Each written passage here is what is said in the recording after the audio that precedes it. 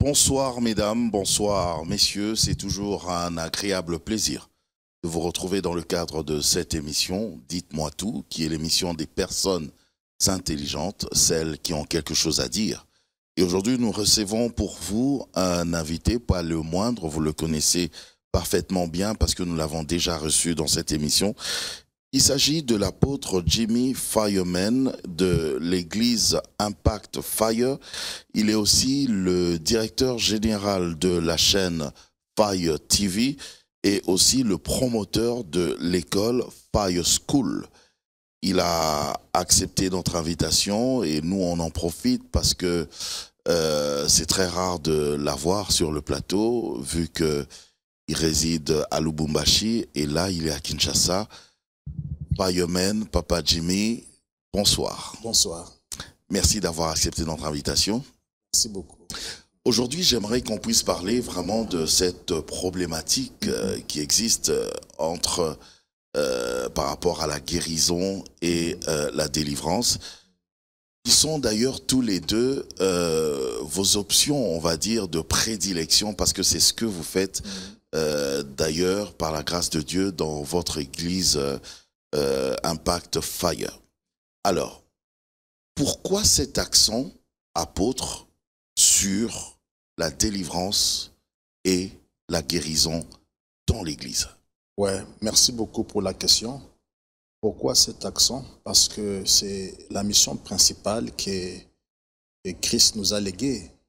Parce que sa venue sur la terre n'avait que pour objectif la libération des captifs. C'est pourquoi, si nous lisons dans Ésaïe 61, lui-même a déclaré « L'Esprit du Seigneur, l'Éternel, est sur moi, car l'Éternel m'a oint pour proclamer aux captifs la délivrance, pour annoncer la bonne nouvelle et pour guérir tous ceux qui souffrent, qui sont sous le joug de la malédiction. » C'est dans Ésaïe 61. Voyez-vous, la mission principale que Christ avait, c'était la libération des captifs. C'était ça, sa vraie mission. Il a été envoyé par Dieu pour libérer son peuple. Vous avez dit que c'était, oui, je suis d'accord avec vous, vu que c'est dans la Bible, c'est la mission de Jésus-Christ, libérer les captifs. Mais ces personnes-là, elles sont en captivité par rapport à quoi? C'est quoi qui les rend captives? En fait, ils sont, vous savez, ils sont sous possession des esprits démoniaques. Vous voyez un peu cela. Parce que c'est Christ qui est le promoteur de la délivrance. Parce que dans l'Ancien Testament, il y avait eu de grands prophètes, mais personne n'avait exercé le ministère de la délivrance. Nulle part. Lisez bien les Écritures. Il y a eu de grands prophètes. Mais nulle part, on a vu un prophète chasser les esprits dans le corps d'une personne. Parce que ils n'étaient pas mandatés. Mais Christ qui avait reçu le mandat, lui-même qui a déclaré que l'Esprit du Seigneur, l'Éternel, est sur moi. Il m'a oint pour proclamer aux captifs la libération. C'est ainsi, sa première fois où il fut la délivrance, c'était dans Marc, si je ne me trompe pas, chapitre 1, le verset 24. La Bible déclare, il entra dans la synagogue et il s'était mis à enseigner. Et il eut un jeune garçon qui était possédé par des esprits impurs et qu'il s'écriait en disant « Qu'est-ce qu'y a-t-il entre nous et toi, Jésus de Nazareth? Tu es venu pour nous perdre, nous savons qui tu es. » Et Jésus le menaça en disant « Tais-toi et sors de cet homme. » Et la personne s'est projetée à terre en lançant des grands cris et les gens qui étaient là, ils étaient stupéfaits. Et ils se sont dit « Qu'est-ce que c'est ci ?» Une nouvelle doctrine. Il commande même aux esprits et les esprits lui obéissent. Et sa renommée fut répandue dans toute la région de la Galilée. Voyez-vous un peu cela? Donc les esprits aiment habiter le corps des hommes et des femmes. Ce sont des esprits. Un esprit ne peut pas entrer en contact avec les éléments physiques que nous avons. Un esprit ne peut pas s'asseoir sur une chaise. Un esprit ne peut pas conduire une voiture. Un esprit ne peut pas manger. Et qu'est-ce qu'ils font? Ils aiment utiliser le corps des gens, prendre possession du corps des gens pour qu'ils fassent leur activité normalement. Voyez-vous un peu. Et quand un esprit possède une personne, la personne n'est plus sous son contrôle. La personne ne se contrôle plus. Ainsi, il peut faire certains actes nuisibles et lui-même se demande pourquoi je fais ça. Il refuse de le faire, mais il se retrouve en train de le faire parce que la personne est possédée, la personne est contrôlée par des esprits impurs. Et cette personne est en difficulté. Il faudrait une personne qui a une onction supérieure pour venir en aide de cette personne-là. Voyez-vous un peu cela. Alors, Christ, quand il a inauguré le message de la délivrance, il n'avait pas voulu faire ce message lui seul. Qu'est-ce qu'il a... Et la Bible déclare dans Matthieu, dans Luc 10, si je ne me trompe pas, il appela les 12 apôtres. Et il leur a communiqué le pouvoir en disant, la moisson est grande et il y a peu d'ouvriers. Il leur a communiqué le pouvoir de chasser tout esprit impur qui était dans le corps des gens. Voyez-vous un peu cela. Et c'est comme ça que le message de la délivrance, ça a pris le feu comme le feu de paille, voyez-vous, et jusqu'à nos jours. Voyez-vous un peu cela. Jusqu'au niveau de l'apôtre. Amen, parce que dans Marc, chapitre 16, au dernier verset, elle déclare, voici le miracle qui accompagneront ceux qui auront cru. En mon nom, ils chasseront les démons. Ils imposeront les gens les mains aux malades et ils seront guéris. Ils boiront quelques breuvages mortels et cela ne leur fera rien. Voyez-vous un peu cela. Et maintenant, il suffit que les hommes croient en Christ et que Dieu puisse leur doter de ce pouvoir pour qu'ils puissent aussi faire le même travail que Christ faisait. Voyez-vous. Je rencontre une personne lambda, que je ne connais pas forcément. Comment je peux détecter que cette personne est dérangée ou habitée par un ou des esprits impurs? Ouais, par le comportement. Tu vois, il y a certaines personnes qui font certains actes et ne parviennent pas à s'en débarrasser. Voyez-vous un peu cela. Ils ne veulent pas boire, mais ils se retrouvent en train de boire. Et quand il revient en lui-même, il regrette. Pourquoi je peux boire de cette manière, être ivre au point de me déshabiller, au point de dormir à l'extérieur? Mais quand ils rentrent en eux-mêmes, ça ne leur plaît pas. Ils peuvent dire, je ne veux pas faire. Mais demain, ils se retrouvent en train de le faire. C'est pourquoi l'apôtre Paul déclare, qui me délivrera? Les choses que je ne veux pas faire, je me retrouve en train de les faire. Qui me délivrera? Il a dit, gloire soit rendue à Jésus-Christ. C'est Christ qui a le pouvoir de délivrer de telles personnes. Vous allez voir certaines filles qui se prostituent. Malgré la pluie, ils sont là à l'extérieur. Ça ne leur plaît pas. C'est plus fort qu'eux. Parfois, quand ils font ces actes, quand ils reviennent en eux-mêmes, ils pleurent, ils regrettent. Mais ils n'ont pas le pouvoir. Ça leur arrive de revenir en eux-mêmes? Bien sûr, toute personne a une conscience. Quand il est là seul, la conscience travaille. Alors comment cette conscience ne peut pas travailler pendant que l'esprit impur est en train de t'agiter, de te déranger? Parce que la personne est sous l'emprise. Est sous l'emprise. Tu vois un peu cela. Alors ça se fait comment? Ça se passe comment? L'esprit impur vient, il agit pour un temps, après un moment, il part et il te laisse face à ta conscience, ou c'est comment? Non, c'est-à-dire que la personne, quand elle est possédée, c'est l'esprit qui prend possession de sa vie. Voyez-vous un peu cela. Sa conscience est étouffée. Voyez-vous un peu cela. Il est conduit par l'esprit, agité par l'esprit, mais quand il revient en lui-même, quelque part, il regrette. Voyez-vous un peu cela. Mais il n'a pas le pouvoir d'abandonner. J'ai toujours dit, ce n'est pas un parti politique qui va résoudre nos problèmes spirituels. Ce n'est même pas une ONG. Ce n'est même pas l'hôpital. Nos problèmes spirituels doivent être résolus dans l'Église. Ah bon? Oui. Je nous vois, l'Église a perdu sa vraie mission. L'Église est dans des divers et les gens souffrent. C'est rare aujourd'hui dans nos églises qu'il se passe de délivrance. Les gens viennent écouter la parole, mais habités par des esprits impurs. Mais vous mettez un accent sur la délivrance, mais ce n'est pas tout le monde qui a reçu cette mission de délivrance comme vous, apôtre. En fait, dans chaque église, il y a toujours, même si le visionnaire n'a pas cette grâce, Dieu peut toujours mettre autour de lui des gens qui ont ces dons-là. Il suffit que ces leaders encadrent ces personnes, peut-être à l'intercession. Ils vont l'aider. Donc on doit forcément délivrer les gens dans l'église. Exactement. Toutes les églises. Oui, c'est ça la mission principale. Mais quand Christ est arrivé, on lui remet les rouleaux. Il a ouvert les rouleaux dans Ésaïe 60. Il a dit, l'Esprit du Ciel est sur moi, car l'Éternel m'a oint pour proclamer aux captifs la délivrance. C'était ça sa mission principale. Et il a sillonné dans toute la Galilée pour une mission, à délivrer les captifs. C'est pourquoi même dans Matthieu 4, le verset 24, on lui a amené des estropiés, on a amené des lunatiques, on a amené des paralytiques. Mais ça, ce sont des malades. Oui. On a amené aussi des démoniaques. Ok. Alors, quel rapport, mais justement, quel rapport entre la maladie et la spiritualité démoniaque? Ouais. La maladie a plusieurs sources. Elle peut provenir des microbes, des sources microbiennes. Une fois que vous négligez l'hygiène, vous mangez la nourriture sans être lavé, vous pouvez être atteint de la fièvre typhoïde. C'est d'origine microbienne. Et de telles maladies, il suffit pour qu'on vous inscrit des médicaments et vous buvez, vous serez guéri. Ok.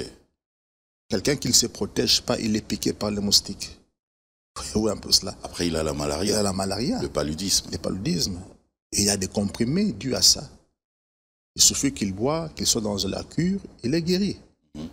Voyez-vous un peu cela. Il y a aussi des maladies d'origine spirituelle. Voyez-vous un peu cela.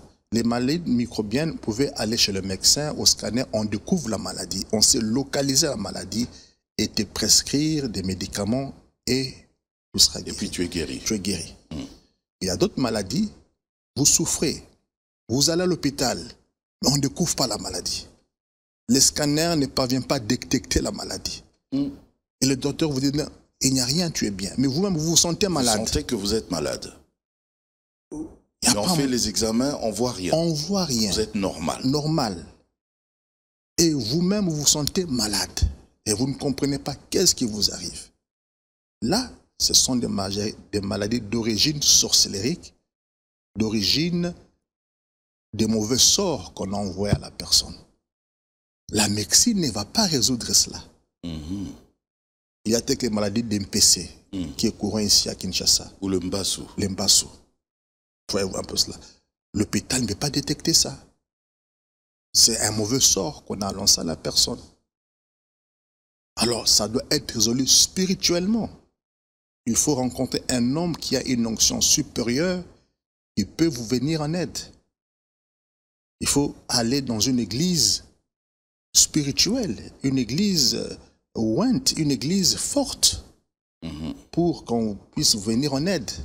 Alors, apôtre, permettez-moi quand même de poser cette question, parce que vous insistez sur l'église et à vous entendre parler, c'est comme si c'était l'église qui avait la solution aux problèmes, on va dire, aux problèmes de société, spirituelle et tout ça, et j'en passe. Mais c'est en même temps, le monde raconte que c'est en même temps à l'église qu'on endort les gens. On a même parlé de l'église comme étant l'opium du peuple. Vous dites quoi? Vous pouvez répéter la question? À l'église, on dit que c'est vous qui endormez les gens. Et si je suis politicien, je veux faire passer un message ou une certaine philosophie, une certaine pensée, une certaine habitude, eh ben, je passe par l'église. Bon, en fait, pour que l'église arrive à convaincre la population. Ouais, l'église a perdu sa mission principale. Aujourd'hui, quand nous voyons des églises, vous sentez ils ne sont pas dans la mission principale que Christ leur avait léguée. La libération des captifs. Voyez-vous un peu cela? La libération des captifs. Est-ce qu'il n'y a que ça, apôtre? Les gens qui nous suivent, ils vont dire, mais Fireman, qu'est-ce qu'il fait des enseignements alors? Non, la proclamation de la bonne nouvelle aussi. Ok. Voyez-vous un peu cela? La proclamation de la Donc bonne il y a la nouvelle. libération des captifs, et la proclamation de la bonne nouvelle. Les enseignements qui édifient, qui vous prennent des A, qui vous amènent au point B. Mais vous avez maintenant des enseignements qui endorment. Ouais, c'est par là qui aussi aident que les politiciens, qui aident tous ces gens-là. C'est par là aussi oui. qu'on n'est pas d'accord avec certaines choses qui se font dans des églises. Vous voyez un peu cela. Il y a une forme de distraction qui s'est faite et c'est le peuple qui en pâtit. Quelqu'un qui est malade d'épilepsie. Ça, c'est spirituel. Hein? C'est spirituel. Mais il vient à l'église 1 année, 2 ans, 3 ans, 4 ans, 5 ans, sans être guéri. Mais on demande de donner les offrandes. Il donne. Même les dîmes, il donne. Mais sa vie n'évolue pas. Mais l'homme de Dieu devient de plus en plus stable financièrement. Okay. Le peuple est dans une vie misérable. On sait voir le niveau spirituel d'un homme de Dieu quand sa population aussi est en train d'être élevée. On dit que l'homme de Dieu est élevé plus que les autres parce que c'est lui qui donne plus. Non, ça doit être de pair. Tu vois, vous, un étudiant vient chez vous, comme étudiant, vous priez pour lui. Au bout de 5 ans, il doit témoigner. Je n'avais pas de travail, j'ai du travail. Un commerçant qui est en faillite, vous priez pour lui, vous chassez les esprits et ses affaires prospèrent. Vous voyez voir un peu cela. On doit voir les retombées. Les retombées des enseignements que vous donnez. Les retombées de la prière que vous faites. Une femme qui était stérile, il vient vous chasser les esprits. 1 année après, elle conçoit. Elle maison. Voilà les retombées. Je ne dis pas que tout le monde sera comme le pasteur, mais quand même, on sera voir dans l'église une forme de métamorphose. Et chacun, à son niveau, évolue selon la vision qu'il a. Il a reçu. Qu'il a reçue. Vous voyez voir un peu cela. Vous dites que l'Église est maintenant dans autre chose, dans les divers. Dans le divers. Mais qu'est-ce qui s'est passé? Pourquoi l'Église s'est retrouvée justement dans cette position-là? Qu'est-ce qui s'est passé? Bon, c'est peut-être... Une petite analyse comme ça. Qu'est-ce qui s'est passé? En fait, je ne suis pas aussi pour quand quelqu'un est malade. Quand quelqu'un est malade, pour qu'il voie le pasteur, c'est des semaines. Il est malade. Mais pour voir le pasteur pour lui, mais il fait 1 mois. Parce que le pasteur est inaccessible. Inaccessible. Et un berger inaccessible. Ouais, et la personne meurt. Aïe. C'est pas normal. C'est pas normal.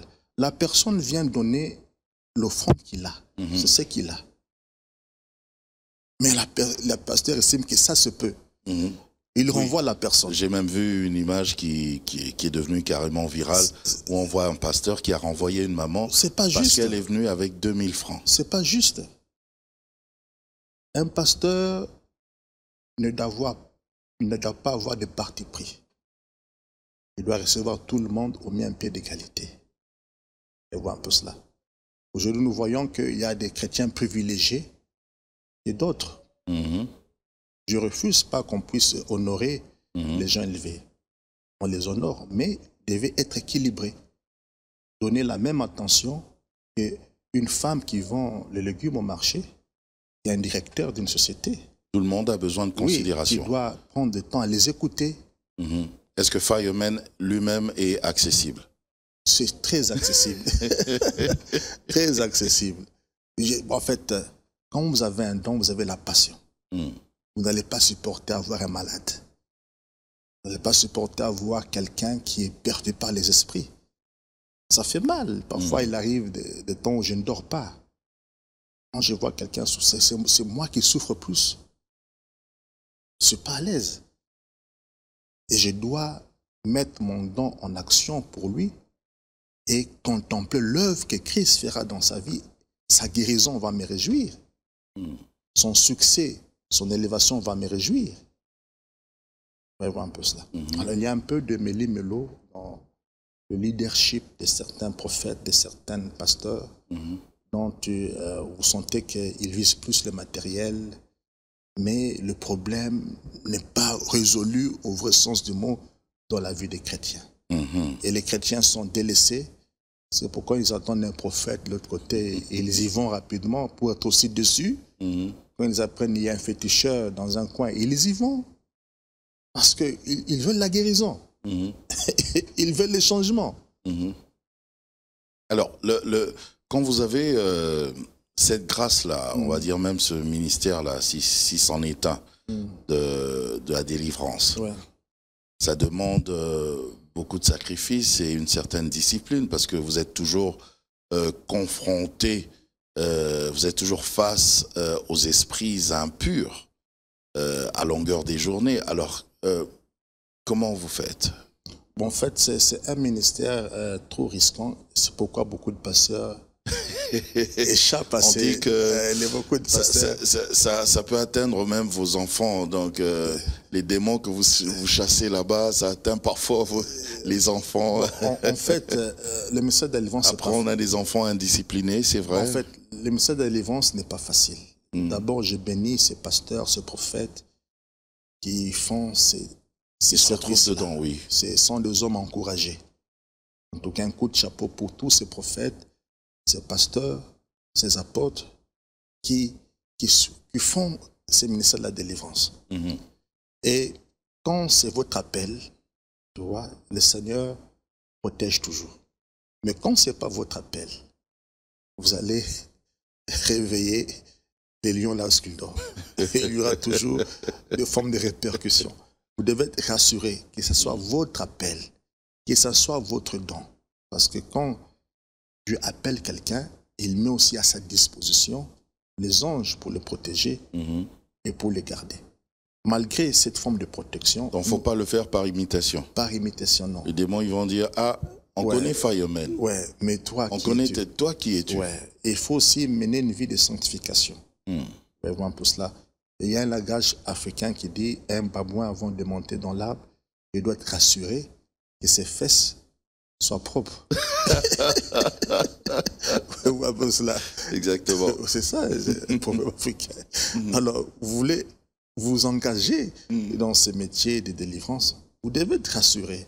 Est-ce que vous n'avez pas de contentieux avec le diable?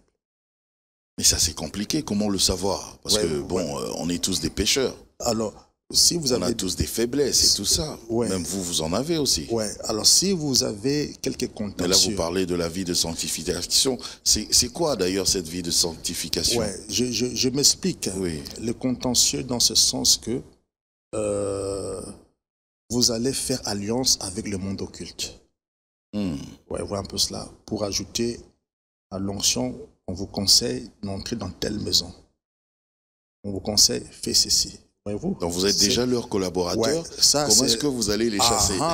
Là, c'est un péché abominable. Voyez-vous? Dieu est jaloux. Tu vois un peu cela. Mais il y a d'autres péchés qui sont attachés au corps. Tu vois, on est humain, on peut se fâcher, on peut peut-être dormir triste, on peut même succomber. Voyez-vous? Là, il suffit d'une repentance. Vous vous régalisez avec le Seigneur et vous continuez votre marche. Vous voyez un peu cela. Donc, voilà un peu ma conception. C'est ça un peu cette discipline. Discipline-là, Alors, apôtre, j'aimerais savoir, puisqu'on parle de la délivrance, qui est d'ailleurs très important parce qu'il y a beaucoup de gens qui sont vraiment possédés, dérangés par les esprits impurs, tels que vous l'avez dit. Alors, pendant une séance de délivrance, nous voyons parfois maintenant, même à la télévision, des gens, soit qui crachent des lézards, on voit des clous qui sortent des corps des gens, des poissons qui sortent de certains corps. Comment vous allez expliquer cela? Est-ce possible? En fait, je vois aussi comme vous le voyez, mais quelque part, je regarde avec beaucoup de discernement, avec beaucoup d'observation. Et la chose que vous mangez, ça part dans l'estomac. Il y a une métamorphose dans l'estomac. Elle ne peut pas sortir de la même manière qu'elle a été avalée. Voyez-vous? Elle peut sortir. C'est vrai, quand je mange un pain... Oui, elle ne va pas sortir. Il est broyé, il est broyé. Ça ne va pas sortir. Le pain que tu as mangé. Le pain que j'avais mangé. C'est vrai, j'ai jamais vu ça comme ça. Ouais, mais ça sortira mélangé des crachats, mélangé des salives. Et vous sentirez que non, ça sort de l'estomac. Et ce sera même de la bouillie, De la bouillie, limite. à la limite. Mais un crapaud qui sort indemne dans la bouche sans... Et bien vivant. Bien vivant. Qui se met à sauter. Et à sauter sans mélange de salive ou de crachats. Ça devient un peu curieux. Un trucage, Ouais. à votre avis? Oui, pour moi, c'est un trucage. Ah oui? Parce qu'il suffit peut-être, tu prends un crapaud qu'on ramasse en cours de route. Ouais, oui, j'ai vu ça, ça se fait beaucoup à Lumbashi. Oh. Ouais, voir un peu cela. Vous allez voir, quelqu'un prend un clou, il met dans ce doigt-là. Et il dit que voilà, dans ton monde, il y a un clou. Il te fait pour vendre et il te fait voir les clous. Il y a le clou qui tombe. Qui tombe. Et la personne dans les... Oh, le clou est sorti. Mais le prophète sait cette manipulation qu'il a faite. Voyez-vous un peu cela. Et il y a beaucoup de gens qui sont... Donc vous pensez que c'est du trucage, c'est de la manipulation? Ce sont de la manipulation. Parce que moi, j'ai fait la délivrance. Les gens sortent, les choses sortent dans le corps de certaines personnes. Mais ça ne sort pas de la manière dont c'est entré. Parce que c'est spirituel. C'est spirituel. Okay. La personne vomit. Ce sont des crachats qui sortent avec quelques gouttelettes des éléments un peu bizarres qui sortent. Soit la personne va à la toilette, il dégage quelque chose... Matière fécale. Bizarre, qui n'est pas matière fécale. Mais c'est quelque chose qui est sorti. Et il prend même un bâton pour voir qu'est-ce qui est sorti. Vous voyez un peu cela. Mais quelque chose qui sort d'une manière physique, un poisson, qui n'est même pas coloré de sang, qui n'est même pas coloré de salive et de crachats. Mais qu'on raisonne quand même. Il suffit de prendre un poisson au marché et mettre dans la poche. Et pendant que la personne entre en transe là, vous exécutez ça.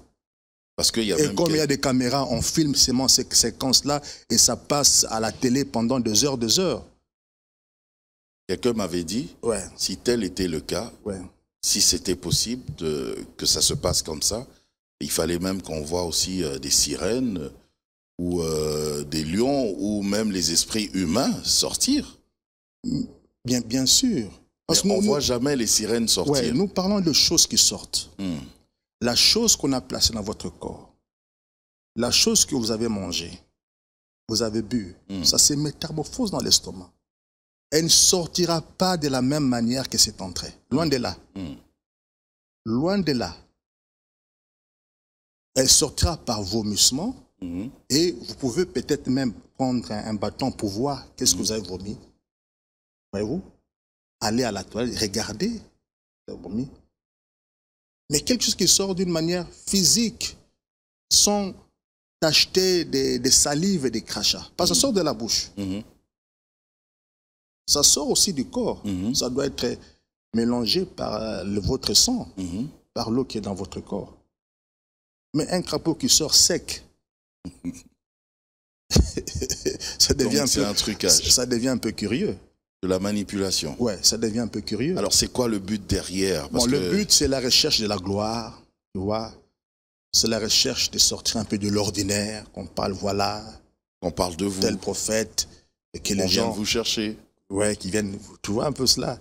Et c'est compliqué dans le monde. Et là, c'est triste parce que les gens, ils viennent vous chercher, mais au finish, vous n'êtes pas réellement délivré. Oui, il y a même d'autres qui vont même plus loin. Même dans le point de la prophétie. Mais comment fait-il un prophète vient dans une conférence, il ne prophétise que 5 personnes, d'une manière exacte. Mais vous avez 1000, 2000, 3000 personnes. 3000 personnes. Il ne peut pas prophétiser sur tout le monde comme même apôtre. Imagine, ça devient un peu curieux. Mais il prophétise sur 5-10 personnes. Et il dit, la conférence est clôturée. Ben oui, mais c'est par rapport au temps. Mais non, c'est la manipulation. Si réellement la prophétie est exacte, apôtre, vous êtes radical, hein? Non, prophétise sur tout le monde. Avec beaucoup de précision, d'exactitude. Alors les gens sortent dessus, on ne m'a pas prophétisé. Demain oui, encore, mais il je ne vient. peux pas prophétiser sur 3000 personnes. Mais en fait, mais pourquoi? Soyons réalistes quand même. Bien sûr, mais pourquoi prophétiser avec exactitude qui est sur 5 personnes? Ça devient un peu curieux. Alors, il y a certaines réunions de miracles. Pourquoi qu'un seul aveugle voie, cependant qu'il y a même 10 aveugles qui voient, qui doivent voir ce jour-là? Ça sort un peu de l'ordinaire. Bah, ils disent c'est un peu comme à la piscine de Bethesda. C'est pas tout le monde qui était Non, guéri à la fois. lisons un peu dans... Il fallait plonger pendant que l'ange venait agiter l'eau. Lisons dans Matthieu 4, Je vous en prie. le verset 24.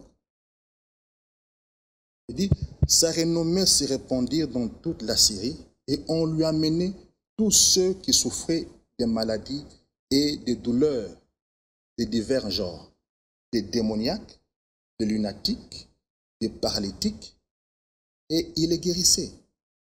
Ce n'est pas n'importe quelle maladie, hein? Ce n'est pas des maux de tête. Non. Des lunatiques, Les lunatiques. des estropiés, des paralytiques. Et Dieu, Jésus, les guérissait. Vous voyez un peu la dimension de la guérison Je vois. qui sont en train de parler.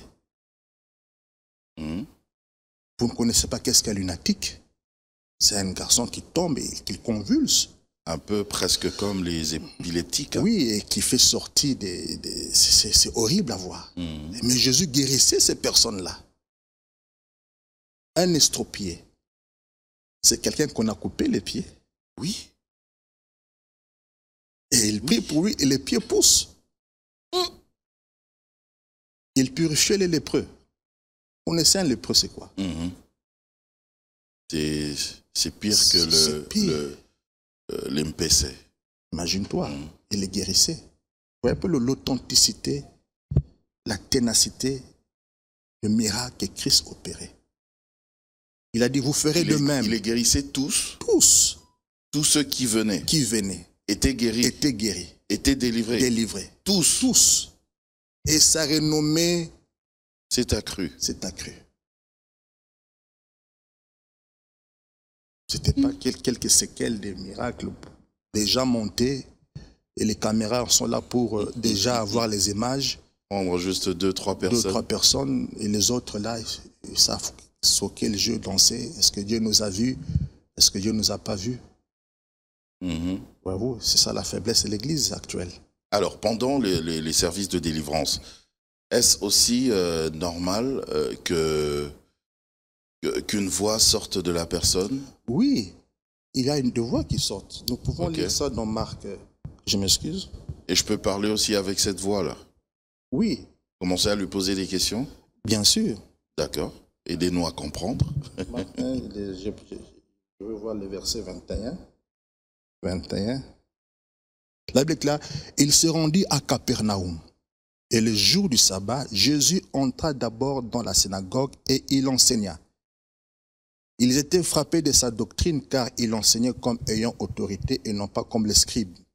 Il se trouvait dans leur synagogue un homme qui avait un esprit impur qui s'écriait. Un homme qui avait un esprit impur dans l'église. Il n'était pas dans un bar. C'était dans la synagogue. Dans la synagogue. Il y a beaucoup de gens qui vont dans les églises mais possédés par des esprits impurs. C'est possible, ça? Bon, oui, on a vu dans la Bible. On a vu dans la Bible. Mais le pasteur incapable de venir en aide à la population. Mais Christ, c'était le contraire. Et qu'est-ce que l'Esprit disait? Il se trouvait dans leur synagogue un homme qui avait un esprit impur et qui s'écriait. Qu'y a-t-il entre nous et toi, Jésus de Nazareth? C'est l'Esprit qui parlait. Qui parlait, oui. Pas vous? Il a même identifié Jésus. Il a appelé par son nom Jésus de Nazareth. Ce n'était pas le jeune garçon. C'était l'Esprit qui était dans le jeune garçon qui a identifié Jésus. Il lui a dit, qu'y a-t-il entre nous et toi, Jésus de Nazareth? Tu es venu pour nous perdre. Je sais qui tu es, le Saint de Dieu. C'était l'Esprit. Donc les démons le savent, les esprits. Ok. Ils savent. Ok, ils savent qui est Jésus. Oui, ils savent. La personne qui chasse les esprits doit avoir une relation parfaite avec Christ. Nous savons qui tu es. La Bible déclare, Jésus le menaçant, disant, tais-toi et sors de cet homme. Et l'esprit impur sortit de cet homme en l'agitant avec violence et en poussant un grand cri. C'est la manifestation. Ok. Vous avez vu, Jésus, il n'a pas parlé avec cet esprit.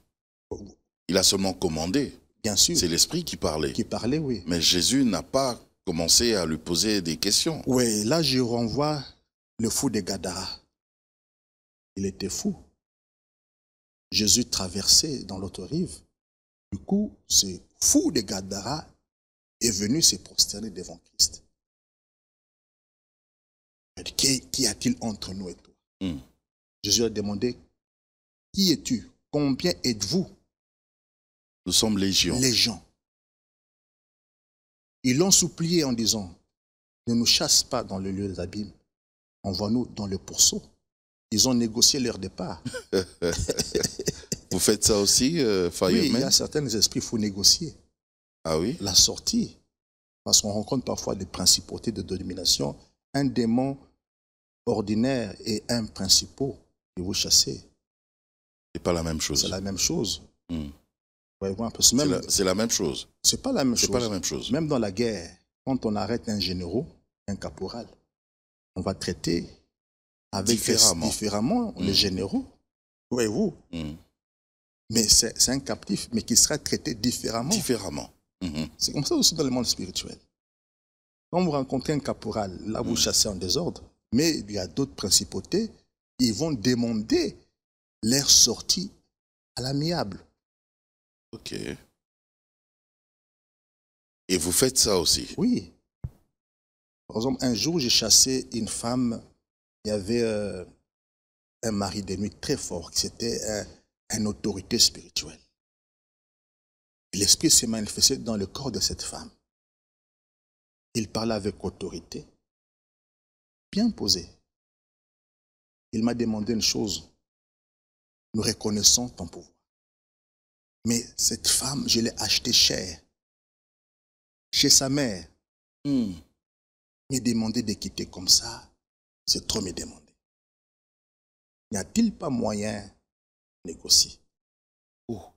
Permet que j'aille saisir sa mère. Sa mère qui m'a induit dans toutes ses erreurs. Quoi? Qu'est-ce que je devais faire? Oui. Sa mère aussi est dans la sorcellerie. Alors j'ai dit, bon, d'accord, allez. Va terminer avec sa mère. Lorsque vous avez commencé, je n'étais pas là. Mais laissez cette femme libre. Au nom de Jésus, sors. Et l'esprit est parti. Quelques mois après, cette maman est morte, sa mère est morte. Et la fille est libérée jusqu'à ce jour. Voyez-vous un peu cela? Donc, il faut avoir une souplesse d'esprit dans la délivrance. Ça, c'est bien sûr guidé par le Saint-Esprit. Guidé par le Saint-Esprit. Et Jésus ne s'est pas opposé. Il a vu l'importance de l'âme qui était là. Et il a dit, allez dans le pourceau. Et les démons sont dans le pourceau. Et le monsieur de pourceau s'était fâché. Et la personne était revenue dans son bon sens. Ok. Un jour, je faisais la délivrance d'un musulman. J'ai rencontré un démon géant. On a chassé. L'esprit ne partait pas. Il m'a dit, avant de partir, ordonne que je parte par la toilette. Nous, on était là dans l'esprit de foi. Tu dois sortir, tu dois obéir. Mais l'esprit ne partait pas. Finalement, on était fatigué. Et là, m'a dit, alors d'accord, je t'autorise, va à la toilette. Et la personne, inconsciemment, commençait à ramper, jusqu'à arriver à la toilette. Il prend sa tête, il l'introduit dans la cuve, il lance un grand cri, et l'esprit est parti, la personne s'est retrouvée avec sa tête dans la cuve. Il dit, mais comment je me suis retrouvé la tête là? Qu'est-ce que je fais là? Et on s'était mis à l'expliquer. Et la personne était totalement guérie. Et l'esprit est parti. Ok. Il y a des gens qui font des délivrances bâclées parce que Ils ne veulent pas Suivre négocier à l'amiable une sortie paisible quand on rencontre les principautés, les dominations dans ce sens-là. Voyez-vous un peu cela. C'est comme Christ, il a négocié. Les démons disent non, nous t'en supplions. Ordonne, on parte chez le pourceau. Mais c'était une perte, ce n'était pas ce pourceau de Christ. Non. Mais Christ, tiens, il a autorisé. Wow. Et ils sont partis calmement. L'homme était dans son bon sens. J'ai une dernière question, apôtre, pour terminer. Nous remarquons surtout ici en Afrique qu'il y a des gens qui sont riches, qui vivent vraiment dans la richesse, dans l'aisance, mais leur aisance, leur richesse émane de la famille. C'est la famille qui leur a donné justement ce pouvoir-là pour s'occuper maintenant de tout le village carrément, quoi, de tout le clan. Ça aussi, c'est un pouvoir maléfique qui demande une délivrance, ou c'est, comme j'entends certaines personnes dire, Wana Eza Boko Konabiso, c'est normal. En fait, je résume en disant ce qui tue l'Afrique et ce qui tue ce pays, c'est la sorcellerie. C'est l'héritage qu'on a reçu de nos arrière-grands-pères. La sorcellerie indigène. Elle est nuisible. J'ai voyagé dans plusieurs pays africains, j'ai compris que l'Afrique, c'est la sorcellerie. Donc il faut une délivrance pour ça aussi, pour ce cas-là. Dans tout le pays où il y a une forte sorcellerie, la sorcellerie est contre le développement. La sorcellerie aime les endroits sombres, c'est pourquoi il y a beaucoup de délestage. Et les endroits sales, c'est pour ça qu'il y a beaucoup de poubelles, des immondices. Ça sent mauvais. C'est pourquoi les fous aiment bien les endroits sales. Ce sont les esprits. Je suis allé récemment en Afrique du Sud. Mon premier voyage que j'avais fait, l'Afrique du Sud était un beau pays. Mais quand je faisais des délivrances, je me suis dit, mais tiens, dans ce pays, il y a beaucoup de la sorcellerie. Les esprits parlent dans le corps des gens plusieurs fois. Je me suis dit, dans 10 ans, 20 ans, l'Afrique du Sud ne sera plus la même. Mais récemment, quand je suis allé, l'Afrique du Sud est en déclin. En certains endroits. Que la sorcellerie commence à opérer, commence à agir. On commence à sentir son impact. Son impact. Donc la sorcellerie est vraiment contre le développement, contre l'émergence. Exact. Quand je vois de tout un pays. Quand je vois Kinshasa, vous sentez qu'il y a une sorcellerie qui agit. Toutes les connaissances qu'on a, les bons français qu'on a, les diplômés qu'on a, mais comment on ne parvient pas à émerger? Il y a une sorcellerie. Quelle sorcellerie? Voyez-vous un peu cela? Oui. Il y a une sorcellerie que les gens n'ont pas encore compris. Il est temps que l'Église se réveille pour combattre ce qu'on appelle l'œuvre de la sorcellerie, pour que les gens soient évolués. Imaginez-vous, tu as ton taxi. Tu cherches quelqu'un à engager. Mais tu engages un jeune garçon où sa grand-mère a déjà juré et tu n'auras jamais le travail. Ensorcelé par sa grand-mère. Tu l'engages, il devient ton chauffeur. Penses-tu que cette voiture-là fera long feu? Non. À la limite, ça ne va jamais rouler. Ça va faire l'accident. Tu vas te dire, mais je viens de l'acheter. Oui. C'est quoi le problème? Ce n'est pas toi, mais tu as pris un homme qui est chargé de ses effets. C'est pour vous allez remarquer, les Indiens n'engagent pas n'importe qui. Vous pouvez être 10, ils chassent 8, ils ne prennent que 2. Ils ont leurs yeux le savoir que si je les prends, il sera nuisible. Mais bien sûr. À mon magasin. Voilà. Ils ont 4 yeux qu'ils voient dans leurs choses. Qu'ils voient, oui, bien sûr. Donc, la délivrance est quelque chose de très nécessaire. Si on délivrait le peuple, il y aura le début d'une émergence dans chaque commune, dans chaque quartier. C'est pourquoi l'Église doit jouer son rôle. Son vrai rôle. Rôle de délivrance. Libérer les captifs. Exact. Mais l'Église est dans la politique, dans de concerts illimités, voyez-vous. Mais le message des guérisons, de délivrance, où on doit suivre les personnes pour les aider spirituellement, on ne le fait pas. On ne le fait pas. Apôtre Fayomen, Jimmy, Ouais.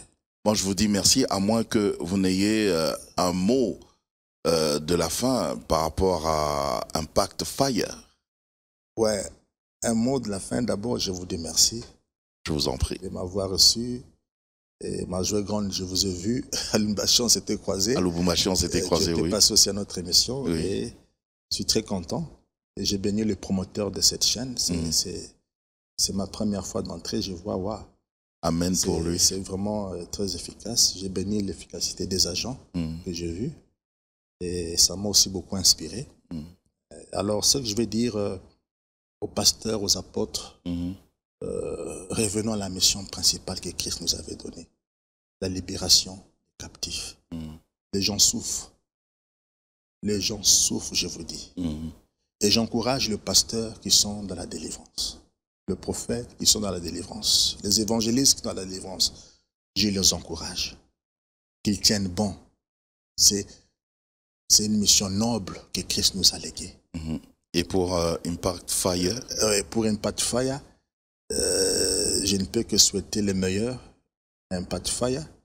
Et je demanderai à toute la population de Kinshasa, si vous arrivez à Lumbashi, demandez même un plus petit.